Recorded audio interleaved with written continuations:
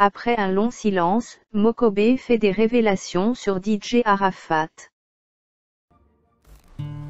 Après plusieurs jours de silence, la star du rap français Mokobe a décidé de briser le silence. Il nous raconte son parcours, en prenant bien soin de faire des révélations sur la vie et le succès de notre cher DJ Arafat. Beaucoup peuvent se demander pourquoi autant d'hommages et de publications concernant DJ Arafat, le Yorobo. Je vous explique. J'ai connu DJ Arafat, il y a 15 ans de cela. C'était les premiers pas du coupé-décalé. Une époque extraordinaire à l'Atlantis à Paris, ou au Maquis Place Vendôme, à la porte d'Aubervilliers. Quand j'ai connu DJ Arafat, il mixait avec DJ Serpent Noir. Il était déjà très talentueux et son morceau Jonathan avait pris.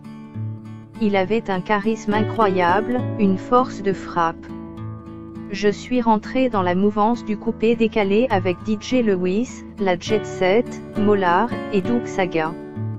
J'ai été un des premiers en tant qu'artiste du milieu hip-hop à comprendre et aimer ce style musical africain, révolutionnaire. Après de nombreuses collaborations, j'ai sorti mon album solo, Mon Afrique en 2007. Peu de temps après, je suis venu avec Arafat DJ sur Paris. On se balade sur Paris, on mange ensemble, on rigole ensemble, on décide de collaborer ensemble. Au studio, que de bons moments.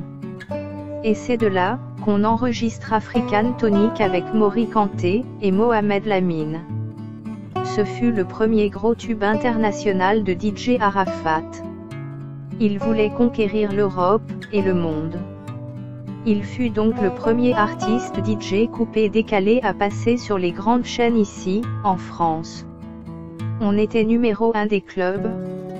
Le titre tournait partout en radio, à la télé. C'était inattendu. Un gros hit. Il était content, heureux et moi aussi car tout le monde trouvait son compte. Entre lui et moi, il y avait énormément de respect. Jamais de palabres.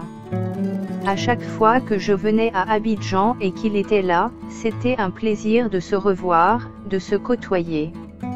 Moi comme un grand frère, lui comme un petit frère. Par la suite, on décide de remettre ça car on avait tapé fort, grâce à vous, et grâce à votre soutien. On sort donc le titre et le clip, oulala, et là c'est l'apogée. Incroyable tube. Personne ne pouvait passer à côté. Numéro 1 partout. Le clip avait même sauté de YouTube à cause d'un problème d'édition. On était devant tout le monde, mais on s'en foutait. On kiffait.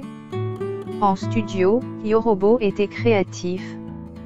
Il arrivait à te sortir des concepts incroyables. J'avais jamais vu ça. Faire danser les gens avec Bob l'éponge, c'était risqué, fou, mais ça a marché comme jamais. Quand vous partagez des succès avec un artiste que vous considérez comme un frère, au fur et à mesure, les liens sont forts. Peu importe, vous êtes...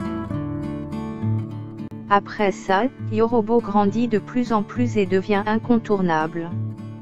Il est pour la nouvelle génération un des plus grands artistes du continent africain, et j'étais ravie. Il m'arrivait parfois de lui dire à Yoro, calme-toi avec tes vidéos clash, t'es trop nerveux. Mais dès qu'il souriait pour me dire c'est rien Koro, c'est pour la motivation, ça réveille, je souriais, direct. Il avait un sourire communicatif. Il aimait la concurrence. Il aimait le challenge, mais c'était quelqu'un de bien.